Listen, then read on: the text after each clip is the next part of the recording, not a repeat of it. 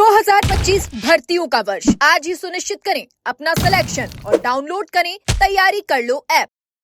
नमस्कार, एजुकेशन नगरी में आपका स्वागत है और मैं हूं आपके साथ विनीत। राजस्थान कर्मचारी चयन बोर्ड द्वारा करवाई गई शिक्षक लेवल 2 भर्ती का रिवाइज रिजल्ट जारी करने के बाद से एक समस्या खड़ी हुई थी। 1260 अभ्यर्थी इस भर्ती से बाहर हो रहे थे, लेकिन इसी बीच रिवाइज रिजल्ट जारी करने के बाद से नंबर कम ज्यादा हो गए थे। कई अभ्यर्थियों के नंबर बढ़ा दिए गए थे तो कई अभ्यर्थियों के नंबर कम कर दिए थे, क्योंकि 18 सवाल हटा दिए गए थे तो उसमें नंबरों में काफी उतार चढ़ाव आया।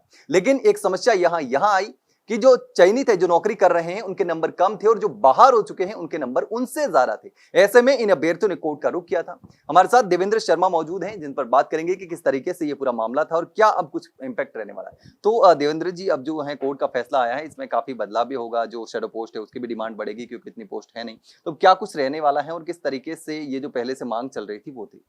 देखिए सर, मैं सबसे पहले तो बताता हूँ कि मामला था क्या। एक्चुअली जब प्रश्नों में बदलाव हुआ तो जब रिवाइज परिणाम आया, नंबर कम हुए, नंबर ज़्यादा हुए। ऐसे में कई सारे ऐसे कैंडिडेट थे जो रिवाइज परिणाम में बाहर हो गए थे, लेकिन उनका कहना ये था कि उनके अंक जो हैं वो पहले से चयनित कैंडिडेट से अधिक हैं। तो ऐसे में उनको किस आधार पर जो है बाहर कर दिया गया। और जब एक भर्ती में आप 2 मेरिट नहीं रख सकते, तो जब एक मेरिट है और उनके चयनित कैंडिडेट से अधिक अंक हैं तो उनको भी चयन प्रक्रिया में शामिल किया जाए। उन्होंने बोर्ड में जाके भी 1-2 बार पूछा, लेकिन बोर्ड ने उनको जो है सही जवाब नहीं दे पाए, तो उन्होंने कोर्ट का रुख भी अपनाया।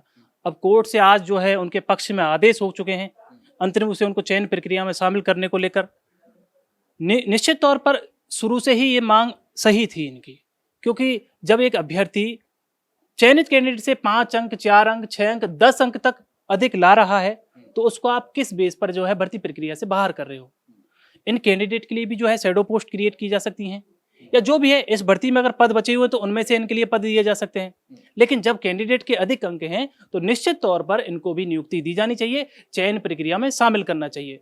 यहां तक कि मैं ये भी कहूंगा कि जब पूरा का पूरा परिणाम रिवाइज जब हुआ है तो पूरा परिणाम में मेरिट भी बदली है, मेरिट सबकी ऊपर नीचे हुई है, तो इनको मेरिट के अनुसार जो है डिस्ट्रिक्ट अलॉटमेंट भी हो। जिसके अंक बड़े हैं चयनित कैंडिडेट के, उसको नजदीक जिला मिले, जिसके अंक कम हुए हैं उसको उसके अंक के अकॉर्डिंग डिस्ट्रिक्ट मिलने चाहिए। जब पूरा का पूरा रिवाइज हुआ है परिणाम, तो रिवाइज परिणाम के अकॉर्डिंग डिस्ट्रिक्ट भी इनको मिलनी चाहिए, नियुक्ति उस हिसाब से मिलनी चाहिए इनको। लेकिन यहाँ पर मेरिट की बात करें तो मेरिट जो है वो ज्यादा है, लेकिन अभी जो नियुक्त होंगे वो भी मेरिट से कम है और जो नौकरी कर रहे हैं वो भी मेरिट से कम है। जी हाँ, इसमें एक जो अभी फाइनल परिणाम जो आया है, फाइनल जो मेरिट आई है, अभी जैसे मैं हिंदी का एग्जाम्पल दूं तो हिंदी की जो मेरिट है पहले से बढ़ गई है, और इस मेरिट में कई सारे कैंडिडेट नहीं आ रहे हैं, कई सारे चयनित कैंडिडेट भी नहीं आ रहे हैं, और कई कैंडिडेट जो नए हैं वो बाहर हो गए हैं। अब दोनों ही कैंडिडेट, उसमें 2 तरीके के कैंडिडेट, एक कैंडिडेट तो वो हैं जिनके अंक ना तो पहले के चयनित कैंडिडेट से अधिक हैं और ना ही वो इस मेरिट में आ रहे हैं, तो वो तो बाहर होने ही है रिवाइज परिणाम में, उनमें तो उनका तो कुछ हो ही नहीं सकता इसमें। लेकिन जिन कैंडिडेट के अंक पहले से सेलेक्टेड कैंडिडेट से अधिक हैं, भले ही उनके आने वाली ये जो मेरिट आई है उससे भले ही कम हो, लेकिन जब चयनित कैंडिडेट से अधिक हैं तो आप एक भर्ती में 2 मेरिट नहीं कर सकते, उनको आपको चयन प्रक्रिया में शामिल करना ही होगा। और माननीय न्यायालय महोदय ने जो आज आदेश जारी किए हैं, जो अंतरिम आदेश आज जारी किए हैं, जिनमें अधिवक्ता जो आनंद शर्मा जी हैं उन्होंने पक्ष भी रखा है अभ्यर्थियों का मजबूती से, मैं उनका आभार व्यक्त करना चाहूंगा। और मैं आशा करता हूं कि न्यायालय भी आगे जो है अभ्यर्थियों को पक्ष में मजबूती से जो है फैसले देते रहेगा, और बोर्ड भी इस संबंध में जो है पॉजिटिव रुख रखेगा इन अभ्यर्थियों के लिए, और जल्दी ही इनको नियुक्ति भी देगा। जिन अभ्यर्थियों ने कोर्ट का रुख किया था, इसके अलावा भी बहुत सारे अभ्यर्थी हैं जो बाहर हुए होंगे, कि जो कि कोर्ट का फैसला उन पर लागू नहीं होता, तो ऐसे में उनके वो भी अब डिमांड करेंगे कि उनको भी नौकरी मिलनी चाहिए। अब निश्चित तौर पर वो सभी अभ्यर्थी जो भी बाहर हो रहे हैं और जिनके अंक ज्यादा हैं वो भी कोर्ट का रुख तो अपनाएंगे ही, और जो है कोर्ट उनको भी जो सेम मैटर में सेम फैसला देंगे जो अंतरिम आदेश उनके लिए हुए हैं, जो आगे आने वाले अभ्यर्थियों के लिए होंगे। मैं तो यही कहता हूं भाई, जो भी कैंडिडेट हैं ऐसे जिनके सेलेक्टेड कैंडिडेट, उन सबको जो है कर्मचारी चयन बोर्ड स्वयं विवेक से नौकरी दे, उनको कहीं जाने की जरूरत नहीं पड़े, उनको पैसा खर्च करने की जरूरत नहीं पड़े। लेकिन होता क्या है इसमें कि कर्मचारी चयन बोर्ड कहीं ना कहीं ऐसे कोई ना कोई लूप होल छोड़ देता है जिससे अभ्यर्थियों को परेशानी आती है, और ये एक बहुत बड़ा लूप होल है।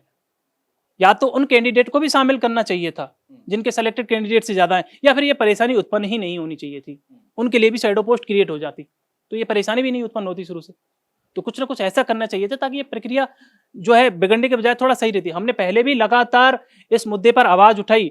कर्मचारी चयन बोर्ड ने जब पहला अपना रिजल्ट जारी किया था उसके तुरंत बाद हमने ये आवाज उठाई कि आपने गलत किया है, आपने कम से कम 50 प्रश्न ऐसे हैं आपके इन भर्तियों में जो गलत हैं। 50 प्रश्न ऐसे हैं आपके जिन इन भर्तियों में जो आपने जिसमें जो है गलत उत्तर माने हैं। उसके बाद कई अभ्यर्थी बोर्ड को रिप्रेजेंटेशन हमने दिए, बोला, लेकिन वो नहीं माने तो हम जो अभ्यर्थियों के साथ मिलकर कोर्ट का रोकना है। कोर्ट ने फैसला सुनाया, उनको 18 प्रश्न बदलने पड़े। वही हम चाहते हैं कि अब भी जो है कर्मचारी चयन बोर्ड इन अभ्यर्थियों के पक्ष में जो है रुख अपनाकर इनको जो है नियुक्ति प्रक्रिया में शामिल करे, जिन भी अभ्यर्थियों के अंक पहले से चयनित कैंडिडेट से अधिक है। बिल्कुल। तो बोर्ड को उन अभ्यर्थियों को इसमें शामिल करना चाहिए जो कोर्ट का नहीं गए हैं, लेकिन कोर्ट ने जो आदेश जारी किया है उस नियम में शामिल हो रहे हैं, क्योंकि बाद में भी करना है, अभी भी करना है। अगर वो कोर्ट जाएंगे, कोर्ट के बाद भी कोर्ट जो फैसला दिया है उसके आधार पर जो दूसरा फैसला है, आगे वाले जो आने वाले समय में फैसले दिए जाएंगे वो भी इसी के आधार पर दिए जा सकते हैं। लेकिन अब देखना होगा कि विभाग और बोर्ड इस मामले को किस तरीके से हैंडल करता है, किस तरीके से ये जो अभ्यर्थी बाहर हो रहे हैं और इनको अंदर करना पड़ेगा, और इसके लिए नई सिरे से फिर से जो शैडो पोस्ट है वो क्रिएट करनी पड़ेगी, क्योंकि 1260 तो पहले वाले हैं, लेकिन ये जो अभ्यर्थी और इसमें जुड़ेंगे इनके लिए भी अलग से शैडो पोस्ट क्रिएट करनी पड़ेगी। लेकिन देखना होगा कि इस मामले को विभाग और बोर्ड किस तरीके से हैंडल करता है। फिलहाल के लिए इतना ही, जल्द मिलते हैं एक नई जानकारी के साथ, तब तक के लिए नमस्कार।